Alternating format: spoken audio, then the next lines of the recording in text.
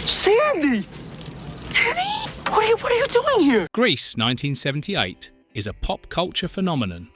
With leather jackets and rock and roll, Grease is considered one of the most classic teen movies of all time.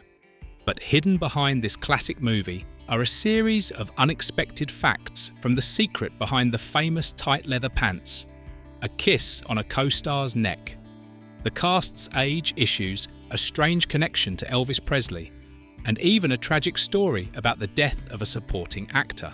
Here are 20 bizarre facts about Grease that you may not know. 1. The incident with Olivia's classic tight pants and a record-breaking auction price. Olivia Newton-John's famous black leather outfit in Grease may seem simple, but behind it is a story you'd never expect. The moment Sandy transforms at the school carnival and dances with Danny in her tight leather pants and off-the-shoulder top has become one of the most iconic scenes. However, few people know that the outfit almost didn't exist. In her 2019 memoir, Don't Stop Believin', Olivia revealed the truth for the first time. The tight black pants she wore were vintage sharkskin pants from the 1950s, found by costume designer Albert Wolski to ensure maximum authenticity. The problem was that the pants were too old and there was only one pair. When Olivia tried them on, the zipper in the back broke. To avoid affecting the original structure, Albert decided not to replace the zipper. Instead, every morning the pants would be sewn onto Olivia before filming. Under extreme pressure, she still had to stand still and perform her role excellently. However, because the pants were so tight, she couldn't eat or drink and almost fainted. After decades of keeping the outfit, Olivia decided to auction it in 2019 at Julian's Auctions Idols and Icons event. All proceeds were donated to the Olivia Newton-John Cancer Research Institute, which she founded to support people fighting cancer. According to data from Julian's Auctions and reports from The Guardian and People, Olivia Newton-John's legendary black leather outfit was auctioned for a total of $405,700, more than double the initial estimate. Specifically, the tight leather pants were purchased by Spanx founder Sarah Blakely for $162,000. As for the leather jacket, after an anonymous buyer placed a high bid, they returned it to Olivia Newton-John as a treasured gift. But the story doesn't end with the tight pants, because there was once a legendary figure famous for rock and roll who almost appeared in Grease. Can you guess who it was? 2.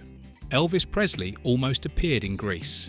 Initially, the producers invited Elvis Presley for the role of Teen Angel, the character who sings Beauty School Dropout.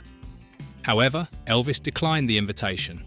In the later stages of his career, his health had deteriorated, and taking on a small, non-lead role no longer seemed appealing to him. Additionally, his manager, Colonel Parker, didn't want Elvis's image to be associated with such a minor project. Ultimately, the role of Teen Angel was given to the famous 1950s singer and actor Frankie Avalon. Frankie later shared that he was initially worried the role looked too much like Elvis, from the costume to the silver-tipped mohawk hairstyle and the 1950s style pants. Although Elvis didn't participate directly, his influence was still deeply felt in a memorable scene. In the sleepover scene, Rizzo, played by Stockard Channing, performs the song "Look at Me, I'm Sandra Dee." She playfully shakes her hips next to a picture of Elvis singing the hilarious lines, "Elvis, Elvis, let me be, keep that pelvis away from me." In a chilling coincidence, Elvis Presley passed away on August 16, 1977, the very day this scene was filmed. But that's just the tip of the iceberg, because behind the scenes of Grease there are other interesting stories about the film's female lead, Olivia Newton-John. 3. Olivia Newton-John's age was a significant issue for her. The truth might surprise you. Olivia Newton-John almost didn't accept the role of Sandy in Grease, although the film became a major turning point in her career. Olivia initially declined the offer. When she was invited to play a high school student, Olivia was almost 30 years old and full of doubts about her ability to convincingly portray a teenager. She was so worried about whether she could persuade the audience of the character's age that she requested a screen test. In addition, her music career was at its peak at the time, and Olivia didn't want to risk it with a film project that she wasn't sure would be a success. She shared with Marie Claire in a Vanity Fair interview, "I was very nervous about doing another film because my music career was going well. I didn't want to ruin it with a bad movie." However, John Travolta was persistent in persuading her. He believed that only Olivia could be perfect for the role. "There was only one person on the planet who could be Sandy," Travolta said, "and I was determined to get her in the movie." Ultimately, it was Travolta's enthusiasm and the positive results from the screen test that convinced Olivia, leading to a cinematic legend. But no one expected that Olivia wasn't the only one with issues about her real age. And the truth about the ages of some of the other actors left audiences in complete shock. 4. The cast was all older than high school students. There's a funny fact about Grease. The main cast was all much older than the high school student characters they played.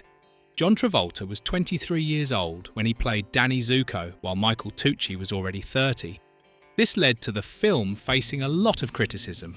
In response to the criticism, casting director Joel Thurm defended the film. He emphasized that Grease was not a documentary, but a fictional story, and a fairy tale that doesn't play by the rules.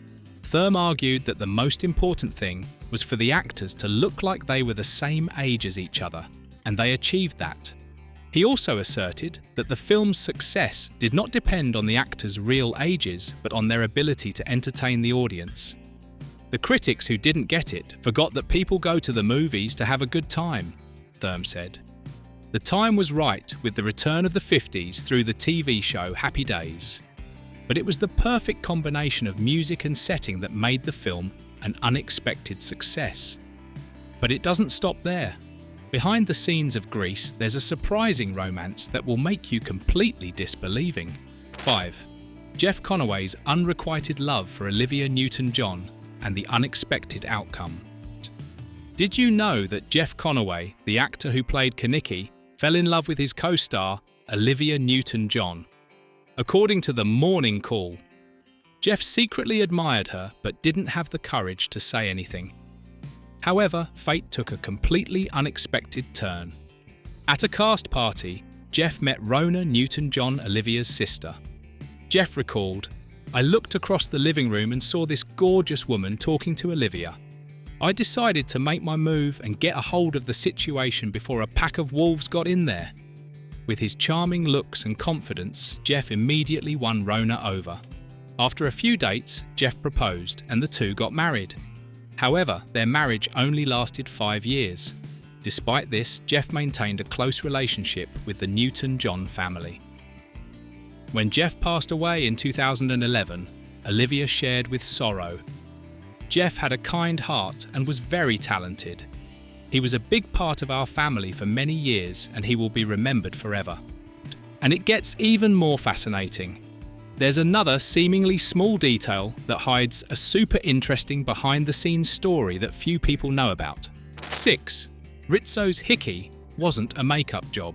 In the movie Grease, the moment when the character Rizzo, played by Stockard Channing, admires the hickeys on her neck in the mirror has become an impressive moment. What few people know is that these red marks were not created with makeup. Cheer up. Hickey from Kenickie's like a Hallmark card. In a later interview, Stockard Channing shared that the scene became memorable not only because of the character's personality, but also because of the marks Jeff left on her skin. This created a small but very realistic and slightly uncomfortable detail. But the most surprising thing is about the film's most classic car, which was originally not intended for the main character, as you might have thought. 7. Greased Lightning was not originally Danny Zuko's car. Before Danny Zuko won the legendary Greased Lightning, it belonged to Kenickie. Originally, this car was just a dilapidated 1948 Ford Deluxe convertible in the worst possible condition. The windshield was cracked, the headlights were broken, the tyres were mismatched, and there were no hubcaps. Kenickie put his heart and soul into renovating it, turning the old car into a proper street racing car. He repaired all the damage, replaced the windshield and headlights, and repainted the entire car white with red-trimmed silver lightning bolts. This is the car mentioned in the song, where the T-Birds imagine it as a dream car.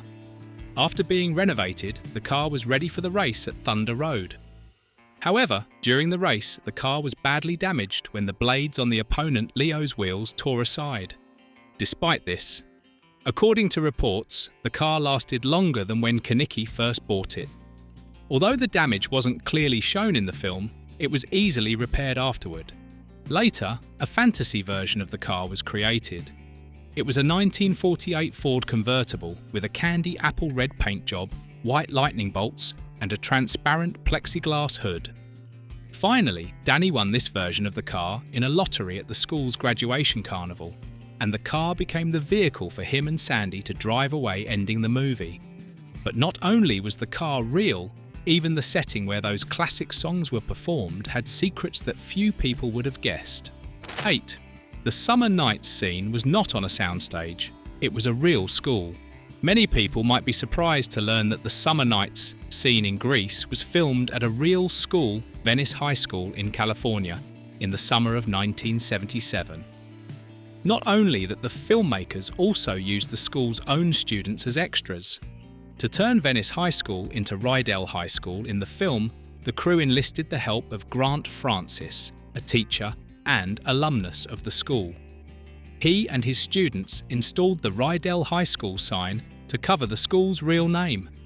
The first shot, when students rush out of their cars and cross the lawn, was a completely natural reaction from the young people. The appearance of students with skateboards instruments and cheerleaders in short skirts helped the film perfectly recreate the atmosphere of a high school.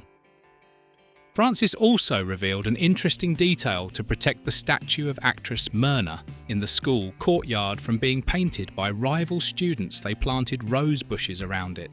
Today, the statue has been cast in bronze, becoming an enduring symbol, just as the movie Grease has become a part of the memory of many generations. It doesn't stop at the setting. The behind the scenes also concealed a rare incident that horrified the entire crew and almost interrupted the filming schedule. 9. The director had a rare accident on the Thunder Road set. The Thunder Road car race scene in Greece looks dramatic and fiery on screen, but behind it was an accident that almost became a disaster for the director himself. Because the concrete was too hot, director Randall Kleiser took off his shoes and walked barefoot to move more easily between camera angles.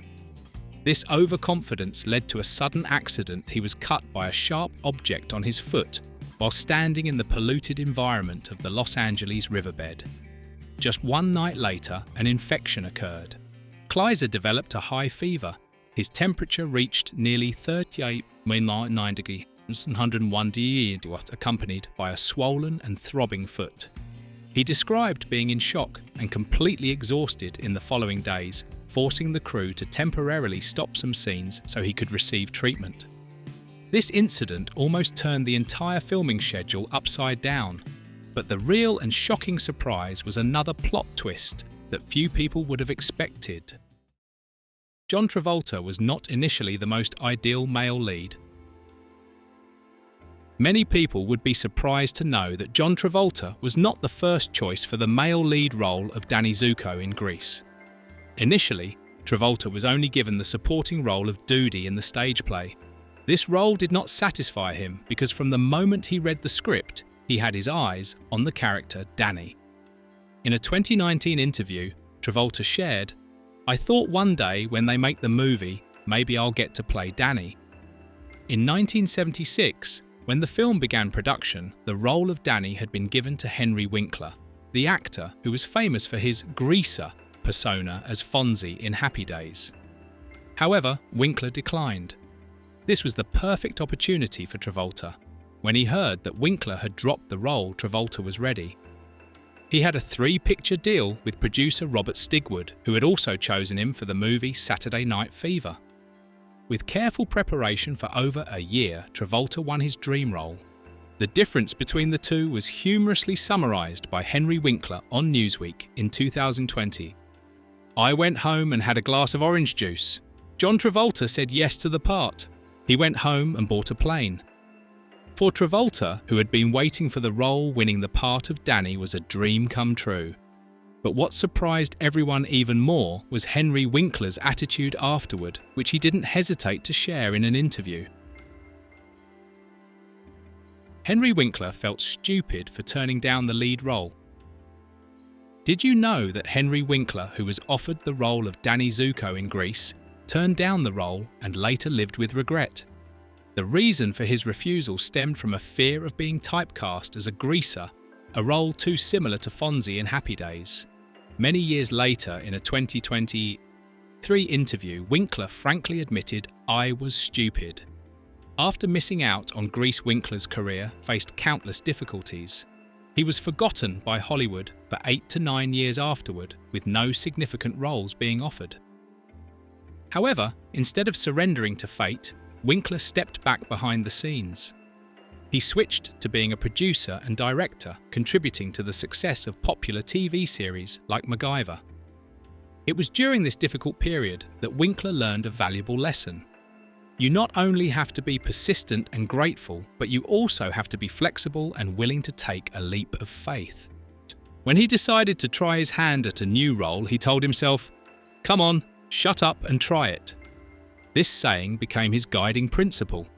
In an inspiring graduation speech at Georgetown University in 2025, he delivered a message: be resilient, subtle in creativity, and brave enough to forge your own path. And he succeeded brilliantly by transforming from an actor into a writer, author, and producer. But the shocking thing was not just the role. Even the coolest group at Rydell High School almost had a completely different name, a name that would make you laugh. The T-Birds originally had a less cool name. Before becoming a cultural icon with the name T-Birds, the group of characters in Grease was once called the less cool name the Burger Palace Boys. The reason was simple: they often hung out at a diner called Burger Palace. However, when the movie was brought to the big screen, the filmmakers realized that to capture the audience's hearts, the group needed a cooler, more memorable, and more greaser-like name. From there, the name T-Birds was born, associated with familiar members like Danny Zuko, Kaniki Doody, Sonny, and Putsy. In the sequel, Grease 2 audiences were introduced to a whole new generation of T-Birds. The group included Johnny Nogarelli, Louis DeMucci, Goose McKenzie, Davey Jaworski, and later Michael Carrington, a nerdy English student. This change helped refresh the story and showed that the T-Bird spirit was carried on through many generations. However, not everyone kept that glory forever, because another supporting character ended their life in pain. The death of Jeff Conaway and the hidden truths behind it. The passing of Jeff Conaway in 2011, the supporting actor in the movie Grease, always haunts many people. The most painful question is, did his tragedy begin with the very movie that made his name? In one of the most memorable scenes, Jeff performed an energetic dance on top of the car during the song Greased Lightning. But that very moment of triumph led to a serious accident. He fell from the car and suffered a severe back injury. That fall was not just an on-set incident, but the beginning of a series of tragedies. To cope with the pain, Jeff was prescribed opioid painkillers. However, he gradually became dependent and then abused other types of drugs. When Jeff passed away, doctors concluded the cause of death was the effects of these substances. But the story is even more heartbreaking. His addiction numbed his senses, so he didn't realize he had pneumonia, the disease that ultimately took his life. Although medical science pointed to the cause, CNN only issued a general statement of an accident. Jeff's death was a heartbreaking tragedy, but the truth is that the backstage of Grease was not as glamorous as the stage lights. It also hid other dark corners. The Thunder Road Race was filmed at a famous but extremely polluted location. In Grease, Thunder Road becomes a dramatic battleground where Kaniki confronts Leo in a decisive battle for the car. However, fate intervened unexpectedly, Putzi accidentally caused an accident, injuring and knocking Kaneki unconscious just before the race. Danny Zuko stepped in and won a convincing victory. But what makes this scene classic is not just the plot. To add to the authenticity, the director chose a real location. The Los Angeles riverbed, located between the 1st and 4th Street bridges in downtown. This arid landscape was full of dirt trash and toxic standing water. The beautiful drifts on film were just that. But in real life, many crew members got sick from working for hours on end in this polluted environment. And that wasn't the only sacrifice made to create Grease, because another actor even had to give up the most precious thing he had just to fit the role. Lorenzo Lamas had to sacrifice his hair for the role. Everyone knows Lorenzo Lamas had to give up a lot to get a role in Grease, but his first sacrifice was his hair.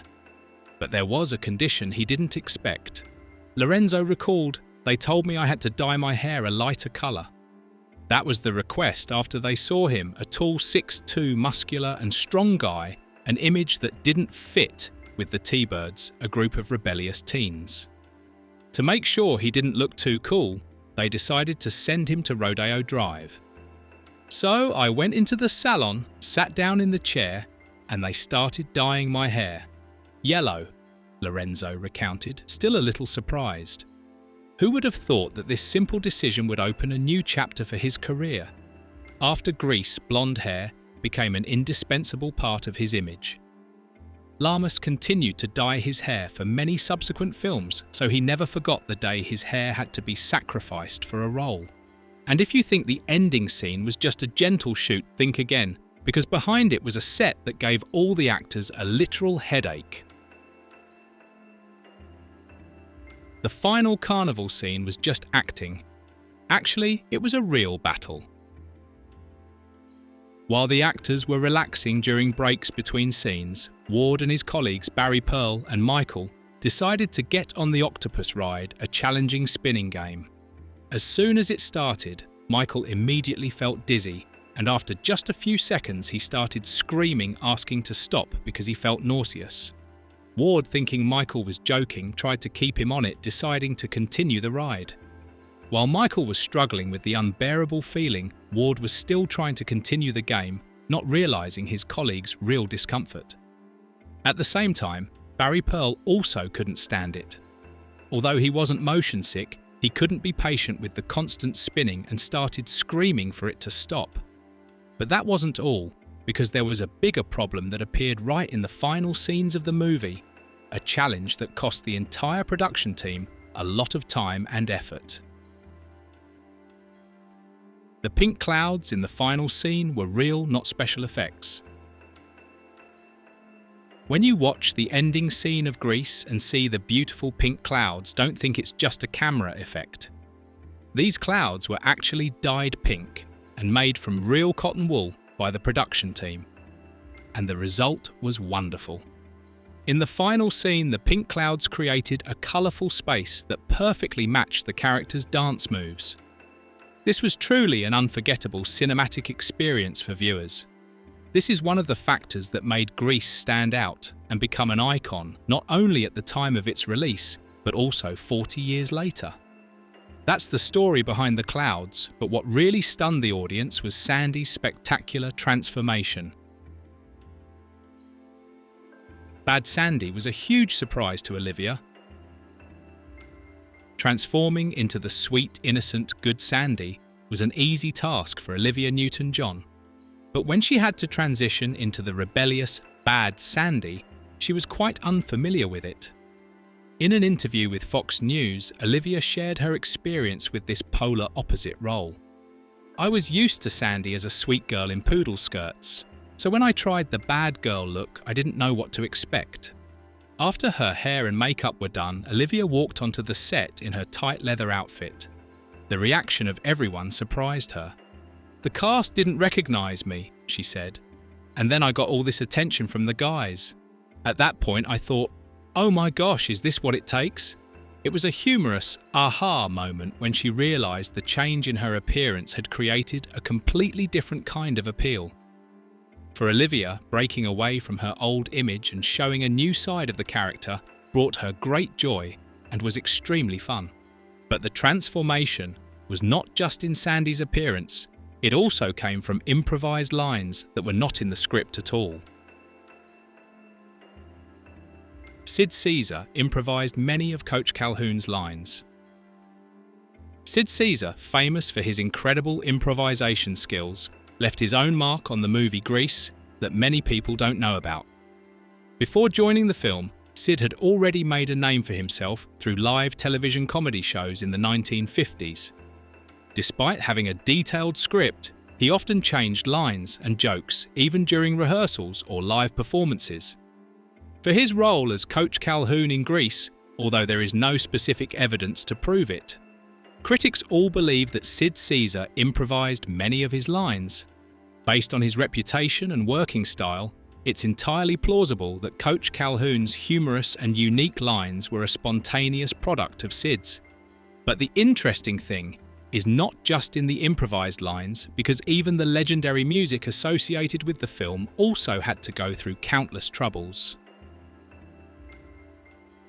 Grease's most legendary hit almost didn't make it into the movie. The song "You're the One That I Want" was not actually in the original Grease stage musical. It was written specifically for the film as a miracle to create an explosive ending between John Travolta and Olivia Newton-John. Songwriter John Farrar only took a few days to complete the melody, and he probably never expected it to become a global hit with a huge number, over 4 million copies sold in the US and UK alone, and over 15 million worldwide. However, not everyone loved the song from the beginning. The director of Grease, Randall Kleiser, once strongly opposed including the song in the film. He argued that it was too modern and didn't fit the retro spirit of the soundtrack, which was composed by Warren Casey and Jim Jacobs in a 1950s style.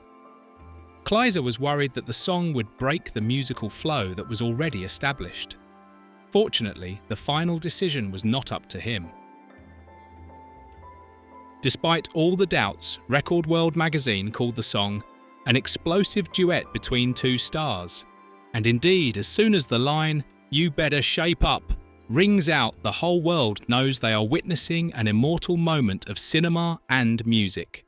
Of all the behind-the-scenes secrets which one surprised or impressed you the most, leave a comment below and don't forget to follow the channel to not miss the next interesting discoveries.